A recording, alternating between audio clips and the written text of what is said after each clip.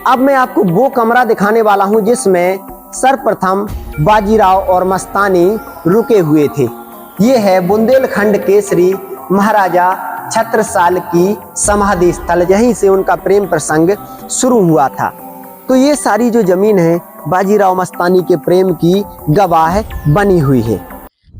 4 मई 1649 में 16वीं शताब्दी में इस बुंदेलखंड की धरती पर जन्मा एक ऐसा महायोद्धा जिसने मुगलों के पैर उखाड़ दिए।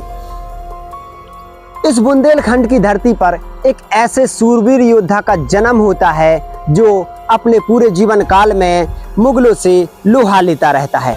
तो नमस्कार दोस्तों, स्वागत है आपका DS राधे सफर के एक और ऐतिहासिक सफर में।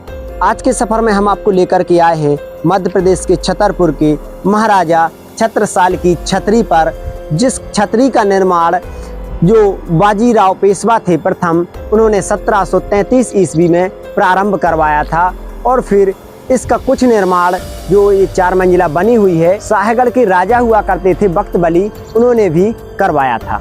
तो आज हम महाराजा छत्रसाल की इस छतरी को देखते हैं, उनकी समाधि को देखते हैं। यहाँ पर उनके घोड़े बादल की भी समाधि बनी हुई है, उसको भी देखेंगे और उनके इतिहास को भी जानेंगे।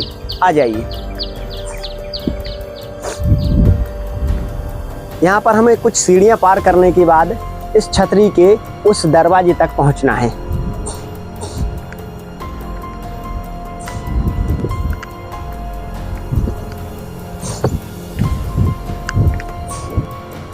यहाँ पर अब हम छतरी के द्वार पर आ चुके हैं। तो यहाँ पर देखोगे जो छतरी के गुंबद बने हुए हैं तो ये अधूरे हैं, अभी इनका पूरा निर्माण नहीं हो पाया है, लेकिन काफ़ी बड़े भाग में ये छतरी फैली हुई है और काफ़ी सुंदर ये लगती है। आइए हम इसके ऊपर ही चलते हैं सीधे।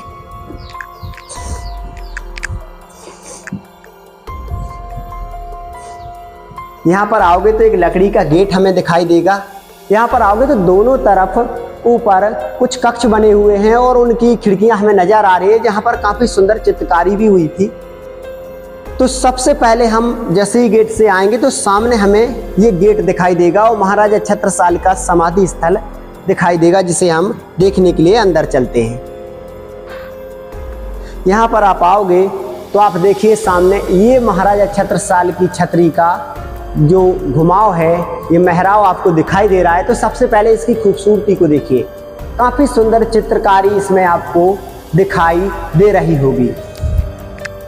इस चित्रकारी में आप कई तरह की वीरों की निशानियां देखोगे। कहीं पर घोड़े युद्ध कर रहे हैं, घोड़ों पर बैठकर वीर जा रहे हैं। अधिकांश इसमें घोड़ा भी दर्शाया गया है, जिससे आप देख सकते हो। और बीचों बीच में ये समाधि स्थल आपको दिखाई दे रहा होगा, जो आप देख सकती हो। तो काफ़ी सुंदर ये छतरी की बनावट हमें देखने को लगती है और इसमें हर तरफ एक गेट दिया हुआ है, लेकिन वर्तमान में इसका एक ही गेट अभी यूज में लिया जाता है। आइए अब हम इस छतरी का आपको बखूबी दर्शन कराने वाले हैं। यहाँ पर सामने ही आप देख रहे हो, ये है बुंदेलखंड केसरी महाराजा छत्रसाल की समाधि स्थल, जहां पर आज भी लोगों की आस्था बनी हुई है। जिन्होंने अपनी एक छोटी सी, यानी कि जब उनका जन्म हुआ तब उनके माता पिता से उनकी जागीर छीन ली गई थी, उन्होंने अपने पूरे जीवन काल संघर्ष किया और इस पूरे बुंदेलखंड को स्वतंत्र कराते कराते अपना पूरा जीवन निकाल दिया। बुंदेलखंड में 52 युद्ध लड़े। तो क्या कुछ उनका इतिहास है वो भी जानेंगे। आइए हम इसकी कुछ और खूबसूरत जगह देखते हैं और उनके इतिहास को जानते हैं। आइए यहाँ पर देखोगे तो काफ़ी बड़े बड़े सुंदर पिलर लगे हुए हैं। इन पिलरों को देखते हुए हम यहाँ से बाहर निकलते हैं तो यहाँ पर एक और घुमाव देखने को मिलेगा, एक परकोटा दीवार देखने को मिलेगी और 4 मंजिला ये छतरी बनी हुई है। यहाँ पर देखोगे तो जगह जगह दीप रखने के लिए ये अलमीरा बनी हुई हैं, जिन्हें आप बखूबी देख सकते हो। और इस पूरे गोल गोल आकार को आप देखिए तो काफ़ी सुंदर ये दिखाई दे रहा है। आ जाइए हम इसके ऊपरी हिस्से पर चलते हैं, जहाँ से बखूबी हम इस छतरी को आसानी से और बहुत सही तरीके से देख सकें।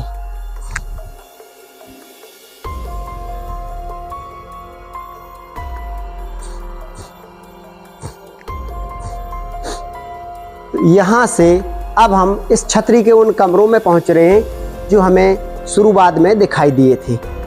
छोटी छोटी सीढ़ियाँ यहाँ पर बनी हुई हैं। आ जाइए।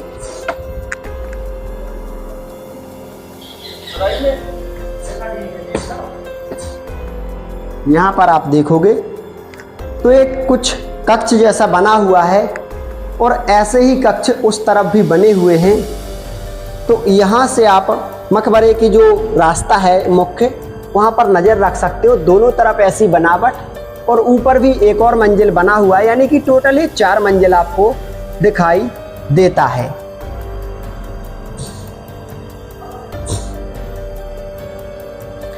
तो चलिए यहाँ से बाहर निकलते हैं।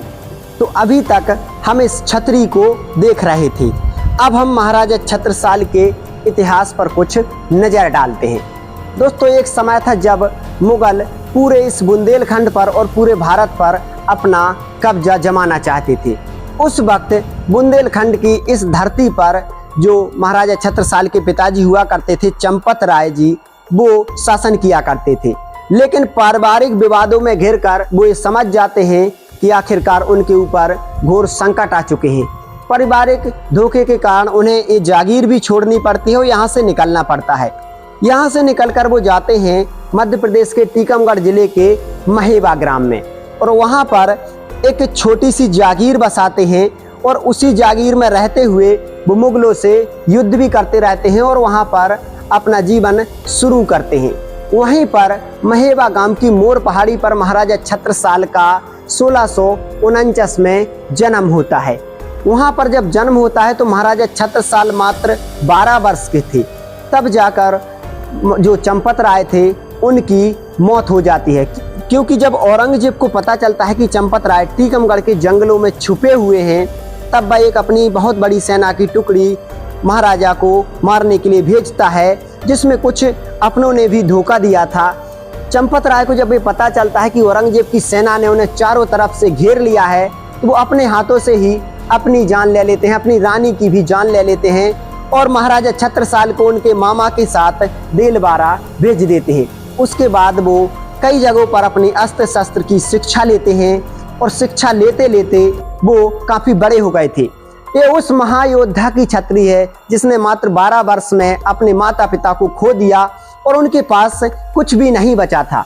जब वो काफ़ी बड़े हो जाते हैं, लगभग 17 से 18 वर्ष के हो जाते हैं, तो उनके पास सिर्फ माता पिता के गहने थे, जिन गहनों को बेचकर वो सेना की छोटी सी टुकड़ी तैयार करते हैं, कुछ घोड़े वगैरह भी खरीदते हैं और कुछ मित्रों की सहायता से अपनी सेना शुरू कर देते हैं और धीरे धीरे वो मुगलों पर युद्ध करना शुरू कर देते हैं और आगे चलकर वह कई युद्ध जीतते हैं। कई राजा उनसे आकर्षित होते हैं, उनकी सहायता करते हैं और वो भी कई राजाओं की सहायता करते हैं। ऐसा करते करते उनकी सेना काफ़ी बड़ी हो जाती है और धीरे धीरे वो अपने इस माता पिता की राजधानी को भी अपने कब्जे में ले लेते हैं। यहाँ पर कई सारे महल बनाते हैं और अपने पूरे जीवन काल में, यानी कि 1731 में उनकी मृत्यु हुई थी, तब तक 52 युद्ध लड़ते हैं और सारे युद्ध जीतते हैं। आपने मस्तानी बाई का नाम भी सुना होगा, जो कि इन्हीं की पुत्री थी। बंगस खां से जब 1728 में जैतपुर की जागीर के लिए युद्ध होता है, तब महाराजा छत्रसाल काफ़ी बूढ़े हो चुके थे। तब वो बाजीराव पेशवा को पत्र लिखते हैं और युद्ध में सहायता की अपील करते हैं। 1731 में महाराजा छत्रसाल की मृत्यु हो जाती है, जिसके बाद बाजीराव पेशवा द्वारा ही 1733 में इस छतरी का निर्माण कराया गया था। हम महाराजा छत्रसाल के उस घोड़े की समाधि भी आपको दिखाना चाहते हैं, जिसके बारे में कहा गया है कि जहाँ जहाँ उनके घोड़े की टापें पड़ी, वहाँ वहाँ हीरे बरसे थे। तो आइए हम उस स्थान को भी देखते हैं जहाँ पर घोड़े की समाधि है। आ जाइए।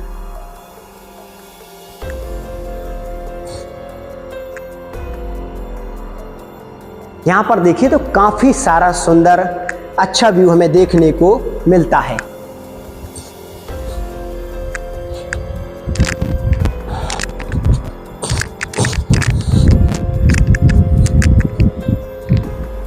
यहाँ से बाहर से भी आप इसका व्यू देख सकते हो। इस छतरी का बाहर का जो व्यू है, तो इसके ऊपर जो गुंबद बनना बाकी रह गया, क्योंकि उसके बाद राजाओं का शासन खत्म भी हो गया। शायद इसी वजह से इसका पूरा निर्माण नहीं हो सका। सामने आपको दिखाई दे रही होगी महाराजा छत्रसाल के उस बहादुर घोड़े की छतरी, जिन्होंने महाराजा छत्रसाल के 52 युद्ध जीतने में अपनी पूरी जान लगा दी। शायद अगर ये घोड़ा ना होता तो महाराजा छत्रसाल जिस उपाधि को प्राप्त कर पाए हैं वो ना कर पाते। आइए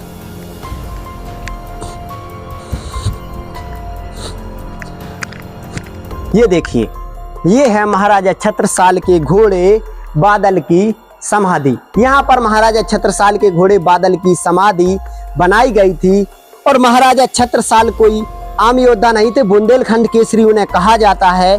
पूरे बुंदेलखंड को उन्होंने स्वतंत्र करा के ही दम ली, कभी भी मुगलों के आगे नहीं झुके, अंतिम सांस तक उन्होंने युद्ध लड़े। यानी यहाँ से देखिए जो छतरी है तो काफी सुंदर आपको दिखाई देगी।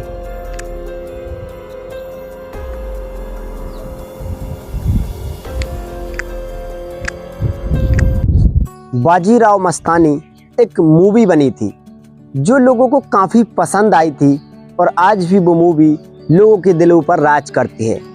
हालांकि इस मूवी ने बाजीराव मस्तानी की और बाजीराव पेशवा की जो कहानी है उस प्रेम कहानी को अमर कर दिया, लेकिन आज भी जो मस्तानी हुआ करती थी, आज भी उनका जो महल है ये बदहासी के आंसू रो रहा है।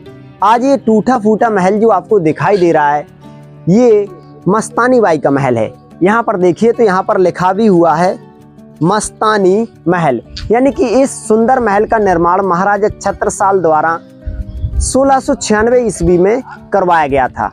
यानी कि जो मस्तानी बाई थी वो एक नृत्यांगना भी थी और बहुत बड़ी बहादुर भी थी, तलवारबाजी का काफ़ी शौक था। कैसे उनको बाजीराव से प्रेम हुआ, कैसे उनका विवाह हुआ, क्या क्या संघर्ष उन्होंने झेले, ये सारी कहानी हम जानेंगे। उसके पहले उनके इस महल को देखते हैं। बताया जाता है कि आज भी मस्तानी बाई की आत्मा यहाँ पर लोगों को नजर आती है। आज भी इस महल में मस्तानी बाई की आत्मा घूमती है। आइए यहाँ पर देखोगे तो जैसे हम सामने आएंगे तो दोनों तरफ सैनिकों के बैठने की जगह बनी हुई है। ये लोहे का गेट लगा हुआ है और ऊपर काफी सुंदर ये मेहराब वाला दरवाजा बना हुआ है। इसके दोनों तरफ आप देखोगे तो सैनिकों के खड़े होने की जगह बनी हुई है और वहां पर सैनिक खड़े होकर इसके द्वार पर सुरक्षा किया करते थे। आइए अंदर चलते हैं। जैसे हम अंदर आएंगे तो हमें एक दानाल देखने को मिलेगा जिसका लकड़ी के जो फिलर वगैरह और छत्तियों से सीधा छत डाला गया है। काफी टूट फूट भी हो चुकी है। यहाँ पर हम जैसे ही इसके और अंदर जाएंगे तो एक आंगन हमें देखने को मिलेगा और इसी आंगन में जो मस्तानी बाई हुआ करती थी वो नृत्य किया करती थी। इसी आंगन में उनका नृत्य चला करता था, क्योंकि मस्तानी बाई नृत्य की बहुत बड़ी शौकीन थी। उन्हें बहुत अच्छे अच्छे नृत्य भी आया करते थे क्योंकि वो एक नृत्यांगना की ही बेटी थी। यहाँ पर आप देखोगे तो चारों तरफ ये मेहराब वाले दरवाजे दिखाई दे रहे हैं और दानालें दिखाई दे रही हैं। तो इन्हीं दानालों में राजा महाराजा बैठा करते थे, मस्तानी बाई की सखियां बैठा करती थीं और मस्तानी बाई नृत्य का अभ्यास किया करती थी। बताया जाता है कि मस्तानी बाई को देखते ही बाजीराव को उनसे पहली नज़र में पहला और सच्चा प्रेम हो जाता है, जिसके बाद बाजीराव मस्तानी बाई से प्रेम विवाह कर लेते हैं। मस्तानी बाई जो थी उनकी यानी कि बाजीराव पेशवा की दूसरी पत्नी थी। अब मैं आपको वो कमरा दिखाने वाला हूं जिसमें सर्वप्रथम बाजीराव और मस्तानी रुके हुए थे। यहाँ आइए। यहाँ इन छोटे छोटे मेहराब वाले दरवाजों से जब हम अंदर जाएंगे तो यहाँ पर आप देखिए, जब मस्तानी बाई की शादी बाजीराव से हो जाती है तो सर्वप्रथम बाजीराव को यहाँ पर रुकाया जाता है। यहाँ पर उनके लेटने की व्यवस्था की जाती है जो आज भी है। यहाँ पर इस कमरे का निर्माण आप देखोगे तो पहाड़ी पत्थर जो यहाँ से विंध्याचल पर्वत से आसानी से मिल जाते हैं, उन्हीं से इसकी दीवारें उस समय बनाई गई थी जो आज भी दिखाई दे रही है, और लकड़ियों से इसका और छत्तियों से छत दिखाई दे रहा है। तो यहीं पर बाजीराव और मस्तानी बाई ने सर्वप्रथम एक रात गुजारी थी। यहीं पर उनका विवाह होने के बाद वो रुके थे और बताया जाता है कि इसी महल में उनका विवाह भी हुआ था। यहाँ पर ऐसे काफी सारी दानालें हमें देखने को मिलेंगी। तो इन दानालों को छोड़ते हुए हम इसके दूसरे मंजिल पर चलते हैं और बाजीराव और मस्तानी बाई की प्रेम कहानी के इतिहास को खंगालते हैं। आइए, यहाँ से कुछ सीढ़ियां लगी हुई हैं छोटी छोटी, तो इन सीढ़ियों को पार करके हम दूसरे मंजिल पर पहुंचेंगे। यहाँ आइए, तो यहाँ पर थोड़ी और ऊंचाई पर इसकी दूसरी छत पर हम पहुंच रहे हैं। उसी समय की ये सीढ़ियां वगैरह भी बनाई गई थी।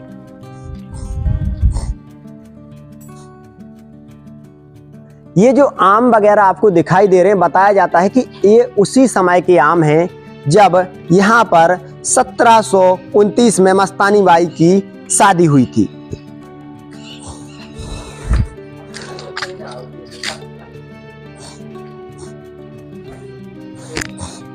दोस्तों, यहाँ से आप अब देखोगे तो सारा मस्तानी बाई महल का जो कंस्ट्रक्शन है, जो इसकी दूसरी छत है, वो तो टूट चुकी है।